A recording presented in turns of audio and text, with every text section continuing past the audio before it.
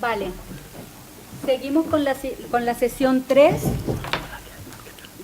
en la cual pretendemos dar una visión del uso del biocombustible, y la inicia con su charla el profesor Jesús Casanova, doctor ingeniero industrial por la Universidad Politécnica de Madrid y catedrático de motores térmicos en la Escuela Técnica Superior de Ingenieros Industriales de esta universidad. Es profesor de Ingeniería de Automoción en el INSIA, vicepresidente de la Comisión Técnica de Motores, Combustibles y Lubricantes de la Asociación Española de Profesionales de la Automoción y miembro de la Sociedad Americana de Ingenieros. Un poquito para ver mejor. Bienvenido, doctor Casanova.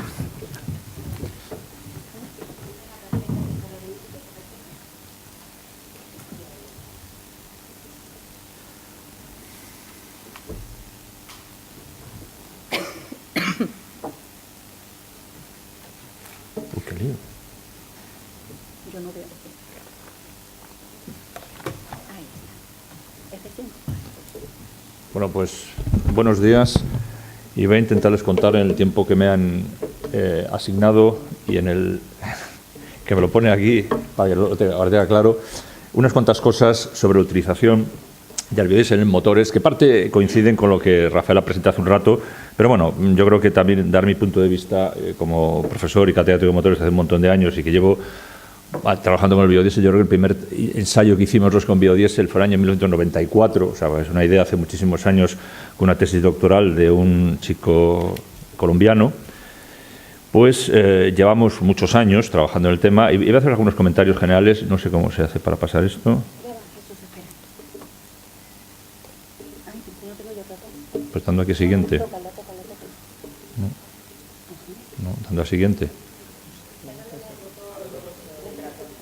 Vale. Bueno. ¿Pero no se puede pasar con esto? Con eso se puede, pero va peor. Exacto. Me gustaría poder ir para atrás, porque esto va como le da la gana. A ver, vamos a centrarnos. Esta es la transparencia número 1, por fin. Porque es que esto iba a lo loco. Bueno, evidentemente hay cosas que son obvias, pero no me gustaría empezar sin decir lo que yo entiendo por biodiesel. Biodiesel significa un combustible líquido para motores diésel de origen biológico obtenido por extraesterificación de aceites vegetales o animales. Quiero decir que biodiesel viene de la derivación del inglés diesel fuel, que es diésel, que en España tenemos la mala costumbre, promovida por Repsol, de cambiar el nombre gasóleo por diésel, cosa que estoy totalmente en contra, pero es una guerra que tengo perdida. Seguiremos llamándolo diésel en el futuro cuando el nombre oficial es gasóleo, y el gasóleo tiene una palabra concreta, y diésel es un tipo de motor, no un tipo de combustible. Pero bueno, lo llamamos biodiesel y vamos a seguirlo llamando biodiesel. Debería llamarse biogasóleo, que es el nombre que hemos defendido muchos profesores de universidad, pero no hemos ganado y hemos perdido completamente esta guerra, ¿no? Evidentemente hay otros nombres que utilizamos mucho, como aquí van a aparecer de vez en cuando, lo voy a recordar. EMAG sería ésteres metílicos de ácidos grasos, que en inglés significa fatty acid methyl ester, que son FAME, que hablamos muchas veces de FAME. El origen del aceite original, evidentemente no hace falta decirlo, plantaciones o residuales, aceites de fritura, que es de lo que hablamos aquí, o grasas animales. Pero lo que yo quiero centrar, que lo importante de mi intervención, es que esto es un producto que es usable en motores diésel sin modificaciones sustanciales si cumple ciertas especificaciones. La mayor parte de los fabricantes aceptan utilizar biodiesel en sus motores y en los componentes de esos motores, pero limitan su uso a mezclas con gasóleo. O sea, no se puede utilizar puro, nada más en algunos casos. En Europa, actualmente, como luego explicaré, está permitido hasta un 7% en volumen en los combustibles comerciales sin avisar al usuario. Cuando uno echa gasóleo, está echando un 7%, hasta un 7% de biodiesel.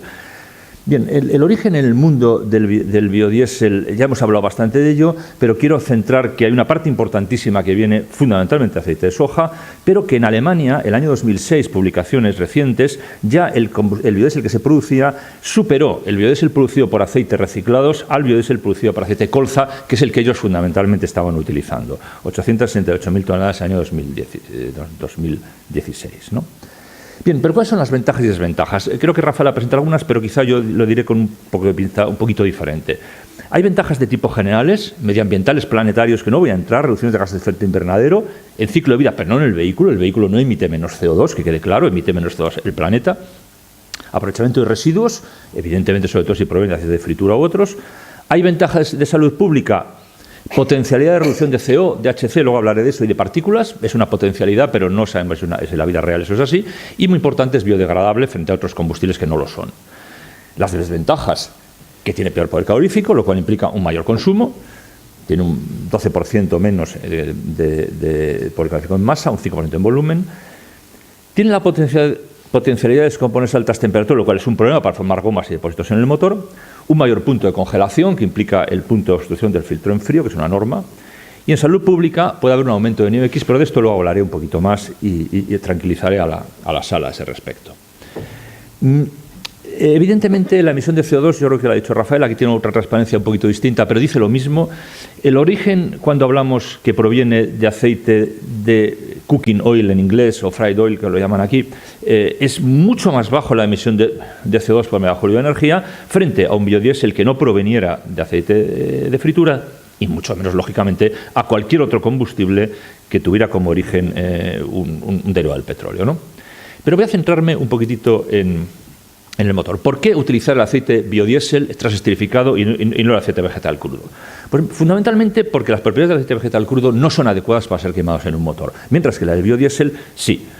Aquí tenemos una serie de problemas importantes. La viscosidad es muy alta del aceite crudo, el número de cetano es relativamente bajo del aceite crudo, pero sobre todo el problema grave es que se descompone a unas temperaturas de 250 y pico grados que hay en la cámara de combustión, se descompone y forma importante aportación de partículas y suciedad en la cámara. El biodiesel, a cambio, tiene unas propiedades muy parecidas al gasóleo para ser quemado en el motor.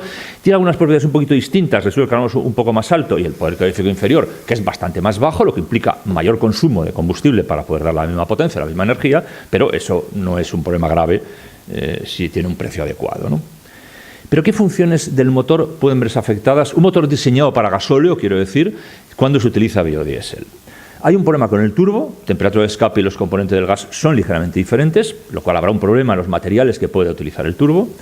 Sistema de inyección es la parte más importante, sobre todo en lubricidad, que eso no es un problema grave, pero hay que tenerlo en cuenta. Desgaste, pulverización, coquización de inyectores, etc.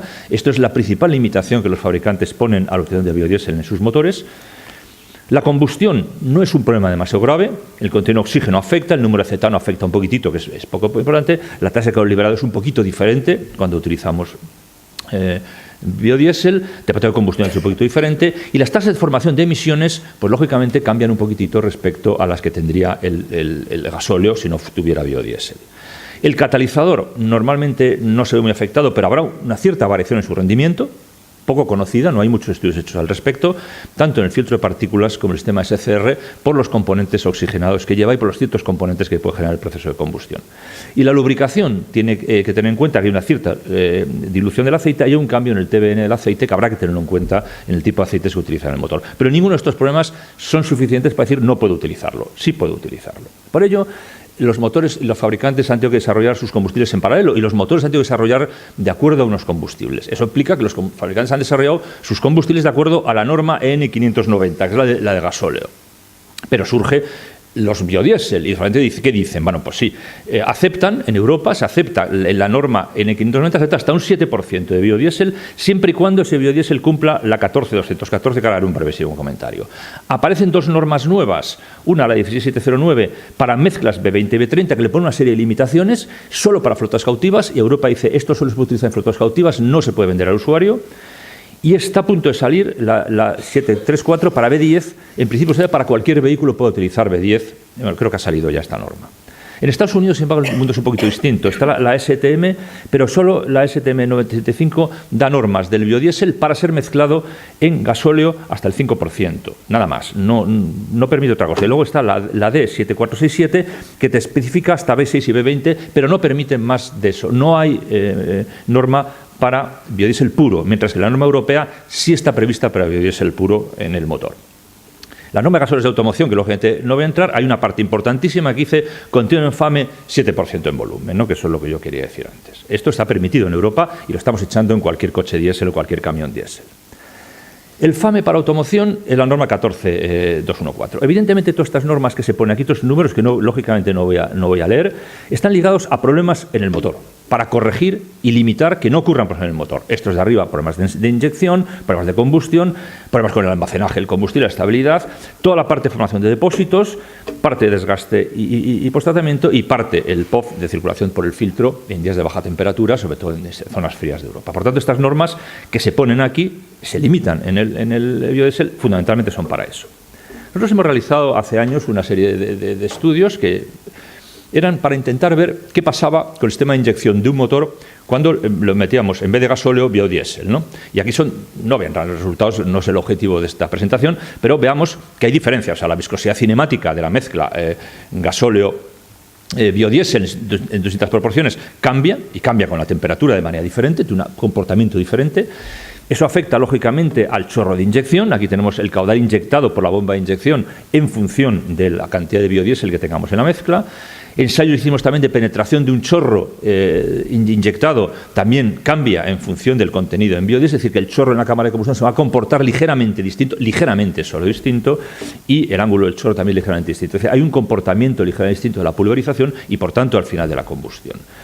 Pero claro, el contenido de gasóleo afecta al desarrollo de la combustión porque el número de cetano no es el mismo y por tanto se modifica el reparto de la combustión, ¿no? Y, lógicamente aumenta el consumo porque tiene mayor densidad, pero sobre todo porque tiene menor calorífico. Para conseguir la misma energía necesito más consumo de combustible. El número de cetano es ligeramente diferente, pero no hay grandes diferencias, 51, 54, aunque esto es muy discutible. Hay muchos datos publicados diferentes, he cogido uno, pero hay datos muy diferentes. Hay sitios incluso que dicen, algunos resultados que dicen que el biodiesel tiene más número de cetano que el gasóleo, pero ¿esto a qué afecta? El número de cetano ¿a qué afecta? Al desarrollo de la combustión, pero no mucho. 54-51 no es una diferencia muy grande como para que podamos decir esto no sirve, esto sigue sirviendo, ¿no?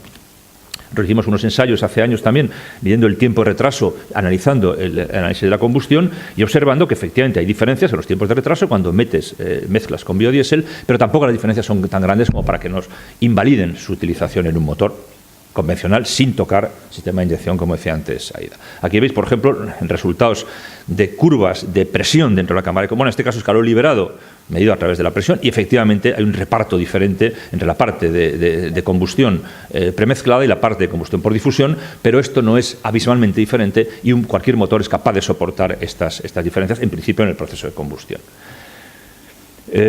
Si vamos al consumo, lógicamente el consumo de combustible sube, lógicamente para dar la misma potencia, porque tiene menos poder calorífico. Y esto es obvio, y además la ecuación, se puede decir, la tenemos hecha y publicada. ¿Cuál es la ecuación que me liga el consumo de combustible y la potencia esperable de un motor cuando voy echando porcentajes de biodiesel diferentes? Esto es leyes de la física y de la química, básicamente. En cuanto a las emisiones, las tendencias en emisiones, solamente 3 comentarios. La tendencia natural es... Estos son resultados que no son nuestros, esto es un ensayo de un motor de un camión en carretera, tendencia hacia subir la emisión de NOx y tendencia a bajar el resto de las emisiones. Esto es importante, pero hay que tener en cuenta una cosa que quiero añadir a este respecto.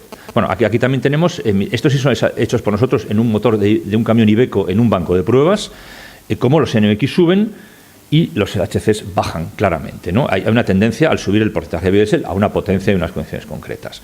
El problema está que esto es válido a la salida del motor, a la salida del tubo de escape, pero un sistema moderno, un camión actual, un coche actual, lleva un sistema de posttratamiento. Lo que habría que ver es qué pasa con el sistema de posttratamiento. Nosotros llevamos un sistema SCR, por ejemplo, detrás, que lleva incluso un sensor de NOx, de NOx a la salida, que puede hacer una especie de control en bucle cerrado del sistema. Las emisiones de NOx que me suban a la salida del motor son compensables en parte por el sistema SCR. Es decir, me gustaría que terminaran los ensayos que se están haciendo en autobuses que lleven sistema SCR, porque yo no tengo claro, no tenemos datos suficientes para saber si realmente subida de NOx va a ocurrir en la realidad o no. Que a salida de motor va a subir NOx es seguro, que a salida de vehículo va a subir NOx es dudoso, es lo que quiero decir. Pero si fuéramos a hacer vehículos nuevos para este combustible, evidentemente no habría problema, el fabricante diseñaría el sistema SCR adecuado y la normativa sería la que hay de NOx, de HC y CO, y por tanto el motor cumpliría exactamente la misma normativa y tiene potencialidad de cumplirlo, quiero decir. Por ejemplo, nosotros hicimos ensayos también en un coche real de la calle, midiendo datos, midiendo en la vida real, modificando, sin tocar el coche, modificando solamente el combustible. Y vimos efectivamente que hay una subida de las emisiones de NOx. O sea, eso se detecta, en ese coche se detectaba esa subida, ¿no? ¿Vale? Por tanto, termino. El biodiesel es un combustible ya sentado que puede ser usado en motores diésel si cumple ciertas especificaciones. No es un problema. Normalmente se limita el porcentaje admisible en el motor, los fabricantes lo limitan sobre todo por durabilidad del sistema, porque no tienen claro la durabilidad, no porque no vaya a haber durabilidad, porque no tienen claro, y al no tener claro, limitan, por si acaso. Porque su proceso de combustión no es muy diferente al del gasóleo, con lo cual esa es una ventaja evidente del biodiesel y es una razones por las cuales se ha desarrollado el biodiesel más que otros biocombustibles. Y con esto, bueno, termino diciendo que en mezclas con gasóleo, efectos en emisiones de consumo son muy poco significativas, ninguno de los valores que he dicho son grandes, y con eso termino mi presentación porque también me está apretando ahí que por terminar ya.